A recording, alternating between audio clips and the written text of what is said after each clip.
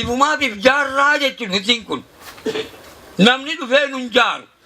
Nagaan bultanii baga nagaan bultan isin warruma nagaan bulu ammallee nu bulche nagaan nu oolchu biyya keenya irratti nu haitichu itittuu nu obaasu malkaan teenya nagaa tulluun teenya nagaa biyyi teenya nagaa Oromoon biyya isaati irratti abbaa haa ta'u abbaa biyya keenyaa nu haa taasisu abbaa tulluu teenyaa nu haa taasisu abbaa safuu teenyaa nu haa taasisu abbaa aadaa teenyaa nu haa taasisu abbaa amantaa teenyaa nu haa taasisu alaa wal nu haa yaasu galmatti wal nu haa taasisu.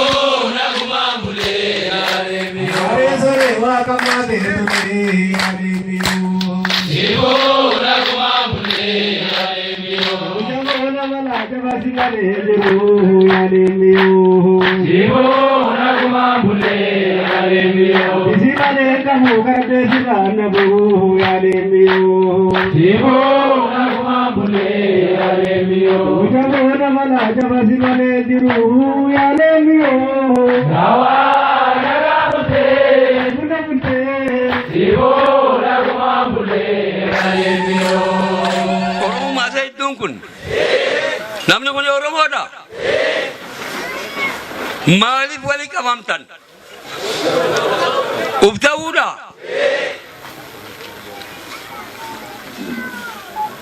Wanni wali qabamtanii daa'if ta'uudha. Namni ifta'e kamta? Namni wal ta'e hoo? Abbaa maanii fi ta'uufi? Anke kunuunu mangabu jarana. Wai namni du'e haga kana wali qabu. Oduma namni du'e indiru wali qabame. Jaalaluma wali qabame.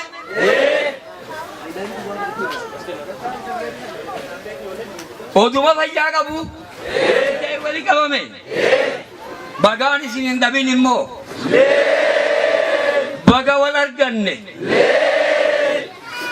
baga wal beeyne baga hin taatan baga wal taatan baga abbaa waan fi taatan abbaa waan fi jechuun abbaa maatii isaa ta'uuf abbaa biyya isaa ta'uuf abbaa qabeenya isaa ta'uuf karaan kanumadha. Karaan kanuma. Hadur namne sanillee kanuma. Sabni Oromoodha qajeelfamni isaanii gadaadha jechuudha. Gadaan gadaa Oromooti moo? Gadaa gandaati ree? Gadaa Oromooti miti? Gadaa Tuulamaati miti jechuudha. Kan Booranaa kophaatti, Booranni kophaatti gadaan qabu. Tuulamni illee qabu Macca kophaatti ni qaba? Arsiin kophaatti ni qaba? Hararri illee kophaatti gadaan qabu jechuudha. Gadaan gadaa Oromoo qajeelfama uummata Oromooti jechuudha. Gadaa jechuun maqaa qajeelfamaati. Angoolee kudha tokkoffaa dabballee jennaan. Dabballee lamaanii egaa jenne mucaa amma 8 fi kan 16 dabballee lamaanii amma 16. Gaammee yookaan foollee amma jennu 24 jechuudha. Kuusaa 24 eega 32.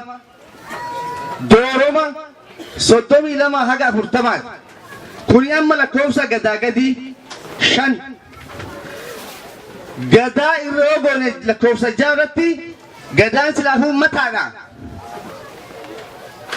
Gadaan irraa dabarre 7ffaa yuuba 1ffaa jennaan. 8ffaa yuuba 2ffaa. 9ffaan gadaa moojjii. 10ffaan gadaa moojjii 2ffaa.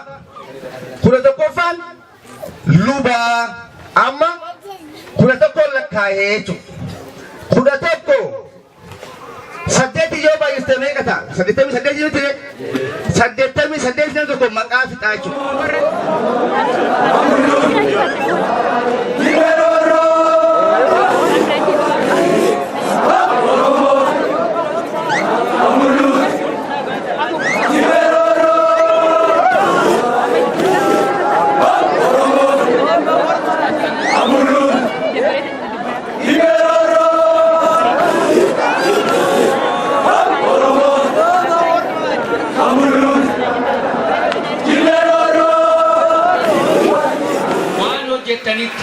baga milkooftan baga quuftan baga kanaan geessan isinii leenca yoo leenci kaleessa gurraacha Afrikaa kabajamaa dulloomeyyuu har'a leenca anfaarroodhaan isaan keessatti uumamtan biyya abbaa keessanii namummaa keessan aadaa keessan seenaa keessan qajeelfama dhugaa uummanni Oromoodhaa addunyaa kana keessaa qabu tuffatamee garuu biyya isaa irratti akka hin jiraanne godhame warra falmaaf dhaabate gatii taataniif baga kanaan geessan baga milkooftan. Waggaa 10 irraa ijoolleen bakka bakkaatiin jallisii xixiqqoo iddoo adda addaatti uumuu jedhu mari'ataan gawwaan qabu mari'atanii maaliif laga Oromummaa guddaa tokko maddisiisu biyya kana irratti ijaarruu jedhanii warri abjuun dhalootaa warri karaan galeef waan kana eegalan ijaarsi Oromummaa laga guddaa ijaaramu kun bakka tokkotti ijaarsa eegale bushaan kun kaabaa kibbaa lixaa ba'aa Oromummaan itti madde ijaarsa kana keessatti qaxaleewwan ijoollee Oromoo warri leenca gurraacha Afrikaadhaa hirmaannaa guddaatti godhan jallisiin kun ijaaramee yeroo ammaa keessa diinaafis firaafis akka isaan ilaalaniif sadarkaa kanarra ga'eera. Sadarkaan Oromummaa guddaa kun mana Oromoo tokko keessatti ifa agarsiisee aadaan seenaan sirni gadaa Oromoo mana Oromoo hundumaa keessa kan liqqisiisuu fi Oromoo abbaa biyyasaa abbaa seenaasaa kabajamaa addunyaa kanaa godhu ta'uusaa guddeen nama quubsan eelee irratti beeku. Yaa dhaloota of ta'uu har'a jallisii kana keessatti gaafa dhalooti inni kaanis inni isin barsiistanii itti hirmaatee jallisii Oromummaa laga guddaa kana sadarkaa barbaadanii hirmaachaa jirtaniif qooda guddaa fudhattan kabaja lafeen abbaa Oromoo ayyaantummaan dhalootaa yoomuu seenaa keessatti kasnisin yaadata abuu fi yoomuu seenaan keessan warqee ijaaramu keessatti yoomuu kan yaadamtan tan gatii taataniif baga dhaloota dhugaaf dhalattanii biyya abbaa keessaniif dhaabattan galatoomaa jabaadhaa jiraadhaa horaa bulaa deebanaa hamtuun tokko isin hin argin gaariin addunyaa isin hin darbin.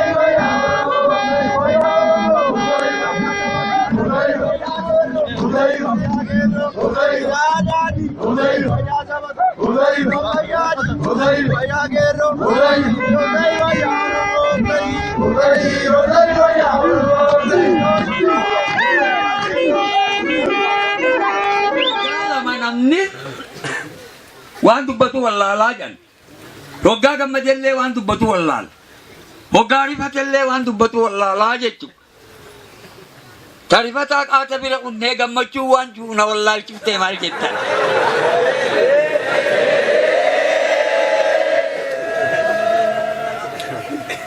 ba'a keessa laallataa jee jalbeeysi alameen ija guubanarraa baasi jee ijuma fuuteeti harkarra keeysee fiya abbaa keessa laallataa jettee maa ija na fuuta jennaan gosa qaba gosa ja'an faayidaan gosaa hoo maalii jechu gosummaadhaa jiraami faayidaan gosummaa sun maali gosa ummanni Oromoo abbaa saddeet adda turee walla kareeraa wal fuudhuuf gosa gosatti waan addaan fageenyi addaan warri fagaate waan wal fuudhe waan faayidaa waan dhaluuf jecha abbaa saddeet adda fagaate wal fuudhuuf jecha adda bahuun gosaa odoo Oromoo taanuu achi keessatti waan isaan adda bahaniif qalbifataan numa beekaa jechuudha. Achi keessa eega sagantaan teenya jiyde mee namni adda bahee jira.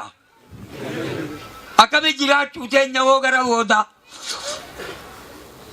Akkuma kana jiraachuu teenya moo akka warra abbaa Oromootti deebi'uudhaaf maal nu wayyaa maal wal barsiifna. Barnoonni amantii waaqeffannaa barnoota hiriira gadaa Oromooti.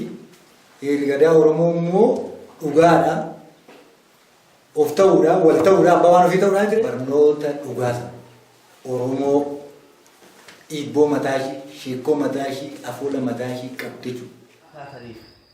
Kanatu amma odoo wanti tokko isin daangessin odoo rakkoo isin daangessin barsiisonni keenya kan hojjetaa mootummaa ta'es kan hojii dhuunfaa qabus cabsitanii waan keessanii jettanii asitti argamu keessanii kan duraan dura galatoomaa akkanumatti warra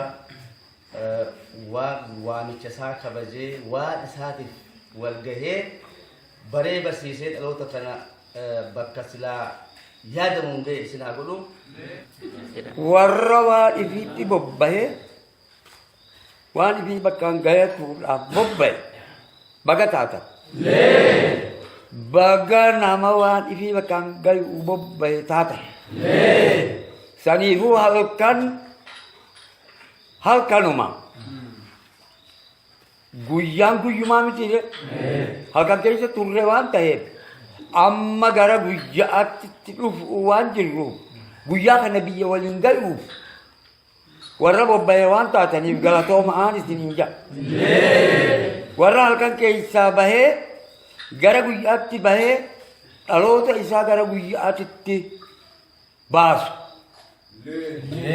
Sabisinaa taasisuun isiniin jedha. Saniifuu eegumsi waan ifii tokko qofaanii miilama qofaanii miti. Akka jiruun barattoonni itti wal kakaasee itti walii galee galmi akka jirutti galma jiru. Namni jiru galma jiru keessa jiraate barnoonni tokko tahee dhaloota uummata Oromoodhaa tokko godhee akka walii galchu jechi kanumaa jettu kanarraan gorre.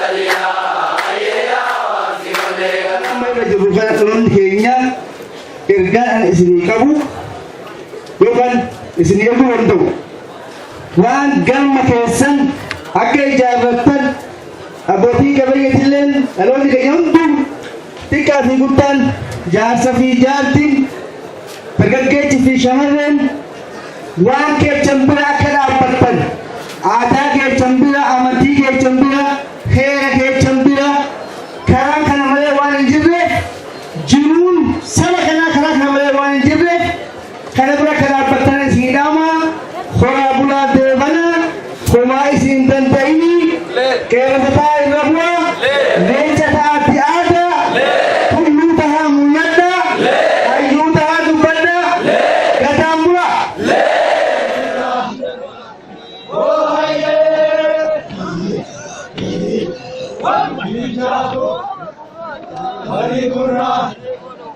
Oh,